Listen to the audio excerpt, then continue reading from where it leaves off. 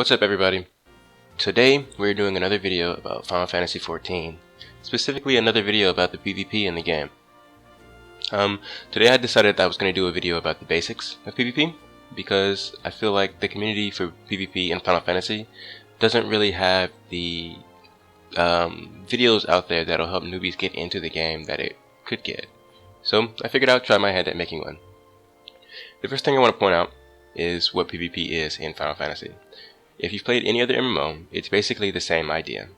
You are pit in an arena against other players to do battle and complete a goal.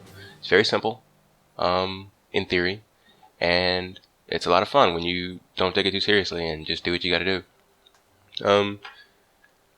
The way you can get into PvP yourself is by going to any of the commanders of your Grand Company. For example, I'm standing next to the Storm Commander because I am part of Maelstrom. I'm not exactly sure who the commanders are for the Immortal Flames or for the Twin Adders. I believe it's Swift for the Immortal Flames, but I'm not sure who Twin Adders has as a commander. So I believe through talking to them after you've achieved a certain rank, you will be allowed, or you will be taken to a very special location off the coast of Morby Bay, I believe, in La Nocia. Basically, it's the Wolves Den Docks, and that is the place to go for PvP. Actually, we'll go ahead and teleport there right now.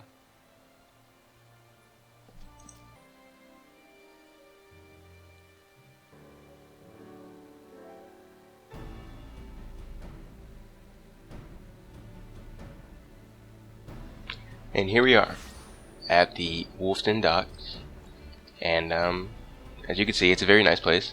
It looks like a PvP location, right? It's got a big boat, which is obviously a sign for PvP. So once you're here, I'm sure there's a couple quests that you can do here that will kind of like explain how PvP works. But the most important thing here is the vendor area down in here, where you can buy armor and weapons and a minion and just some pretty useful things for PvP. Not necessarily the minion. Not necessarily the minion. It's just a minion. It doesn't help you in PvP. But the rest of these are very helpful. Like the arms supplier. This one has weapons that range from eye level 70 to eye level 180, and the second one has weapons that are at eye level 205. The eye level 205 ones are good, but the eye level 180 ones are equally good at level 60. Also, it should be noted that PvP can be done from level 50 and beyond. So starting at level 50 you can do PvP, but I'm not sure how the queues are for level 50s. From what I've heard, they no longer even pop. So you definitely want to just get to level 60, grind out those levels, and do PvP at level 60 if you're going to do it. So the materia provisioner here, if you know how materia works for PvE, it works very similarly for PvP, except in PvP, all materia is negated. I'm not even sure why this vendor exists anymore, aside from selling like these orchestrion rolls and this minion. But these materia, they have effects, but they don't work in PvP for some reason. I'm not sure if they'll ever re-implement it or anything, but they don't work. And here is the armor vendor, ranging from 70 to 180 again, like I said, with the 180 item level items being level 60 only. And these are the item level 205 weapons, or armor, sorry, armor. And that's pretty much it. The gear that you use for PvP does not exactly matter, as long as it's above item level 150 and doesn't have a lot of excessive accuracy.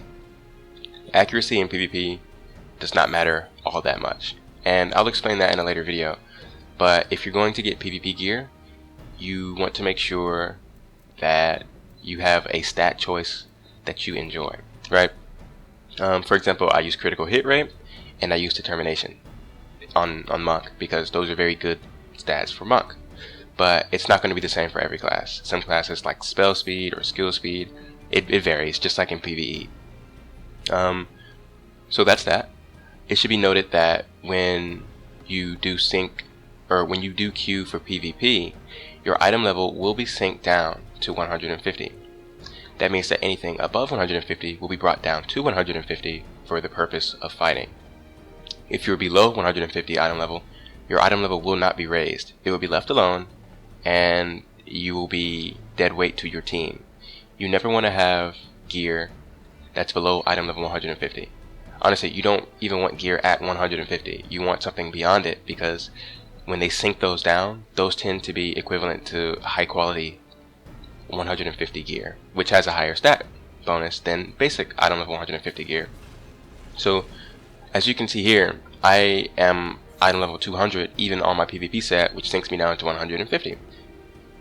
So this is to make sure that I still have high skills or high stats when it syncs me down. So that covers pretty much what you need. So now we're going to talk about what is very important to succeed in PvP. First and foremost, I want to talk about the PvP abilities. Now, I'm sure that some people don't even know PvP abilities exist, because a lot of people don't do PvP, and they're not available outside of the Wolfden Pier, and they're not available anywhere aside from PvP locations and PvP matches.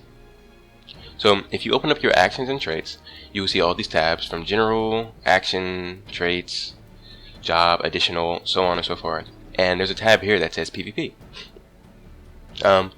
These are your PvP abilities. These are very, very important to your class. They are what allow you to overcome all sorts of troubles that your class may have against certain matchups. For example, if I'm fighting a caster that uses spell speed, then I know that Somersault reduces the spell speed of a target when I hit them with it. So I definitely want to be using that on casters that I'm fighting, especially in a 1 versus 1 fight. Otherwise, they are going to deal a lot of damage to you. I'm not going to go into what all these abilities do, because that sounds like something that would be worthwhile for another video. But for this video, I'm just going to point out that these diamonds next to the ability indicate what buffs are added onto the ability. If I hover over Axe Kick, for example, and you look at the tooltip down in the corner, you can see that there are additional yellow effects that tell you what I would gain from buffing a specific diamond. For example, if I buff the first one, I will get a shortened recast time, changing it from 180 recast to 150, which is definitely helpful if you're in a high-paced match where your cooldowns need to be off cooldown very quickly. So, and I'm going to go over how to buff these just right now, actually. If you go to your character tab and you go to PvP profile, which is right here, you'll get a small window right here which will show the Wolfden ranking. And I'm bronze, don't judge, I'm not very good yet, I haven't done very many matches. And weekends are awful, but it'll show your PvP profile, it'll show your frontlines profile, it'll show your actions, and it'll show your actions and traits. So for your actions and traits, you will see these diamonds again, and you can place points into them as you see necessary. If you hit default, it'll return all your points, and 50 of them is the max amount that you can have. Now, the way I buff them is I click the tab, and I can pick whichever one I want. I don't need to go in a specific order or anything. I can pick just the second one, or I can pick just the third one, or I can pick just the first one. You know, I can change it as I feel I need it. And keep in mind that you only have 38 points. You only have 50 points at max level. So you're not going to be able to put diamonds in every single slot. So you should be careful about which abilities you buff and which ones you decide not to. But don't worry, because you can always default it and get your points back, as long as you're not in a match. You can do this as long as you're not in a match. Also, you can set presets. For example, I'm playing Monk, and I can set it to my Monk preset, and it'll start loading the points in as I save them. And it's not too quick, but it's faster than having to do it manually. So that's that. So, with the basics of abilities and how to get into PvP down, let me go over very quickly the game types and how they work. I will probably do a separate video on each of the game types, but I'm just going to have a quick overview on how to play each of the game types, so that when you go into them, you're not completely blind. So, if I open up the Duty Finder, and I go to the cross swords, which represents PvP, you will see that there are plenty of PvP modes, some of which are not very active. For example, like I said, the level 50 queues are not very active anymore.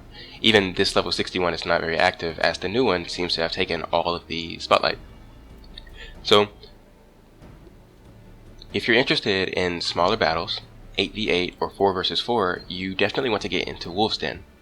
The rated parties do 4 versus 4, and the unrated parties do 8 versus 8. There's also, at level 50, the Fold, which I hear has a small following, still a small cult following that very much enjoys the level 50 battleground. But if you're really interested in getting into it, you definitely want to do the rated, because that's the only one that's going to pop very quickly. If you're interested in learning how to PvP and you just want to play casually and have fun and not worry about necessarily the stress of winning or losing, then I would try Frontlines. It's much more forgiving of mistakes than Wolf's Den rated is. So, the Wolf's Den, specifically the Feast, is about capturing medals that your enemy team is holding. The way you do that is by killing them. So as you fight them and you defeat them, they will drop medals that you can pick up. But be careful, because as you pick up medals, you will gain a vulnerability stack, which increases the amount of damage you take for every medal that you have. So definitely pick up medals, but be sure to spread out the amount of medals you have among your teammates. If everyone has a low stack, it's better than your tank having a very high stack. Keep that in mind. The Fold is your very typical basic 4 versus 4 team deathmatch battle.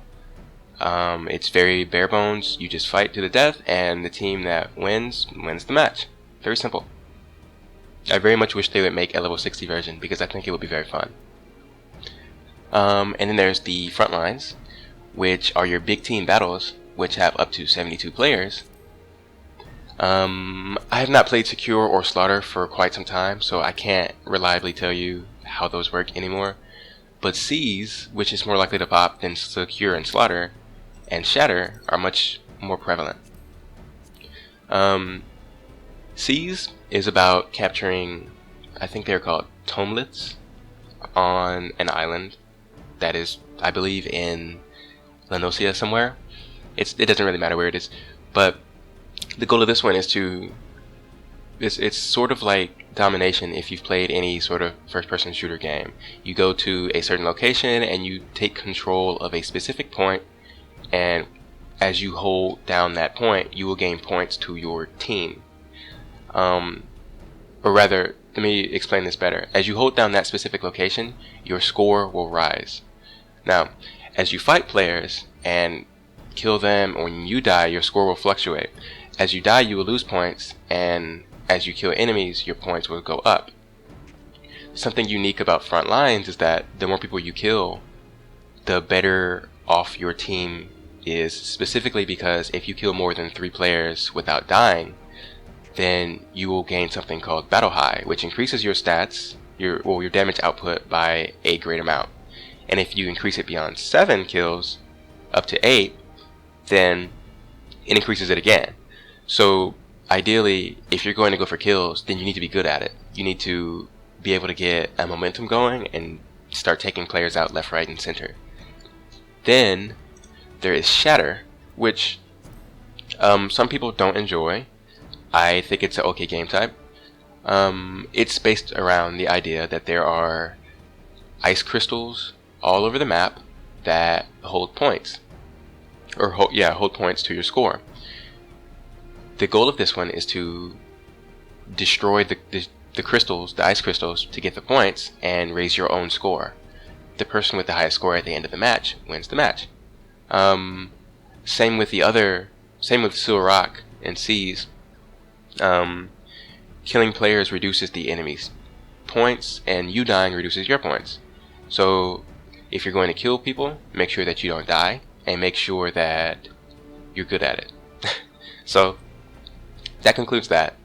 And I believe I've discussed everything that anyone could possibly need to be new at PvP. If you still have questions, feel free to let me know in game. I am Garza Redwing. And like I said, if you have any questions, let me know. I'm glad you've watched it this far, and I will see you next time. Take care.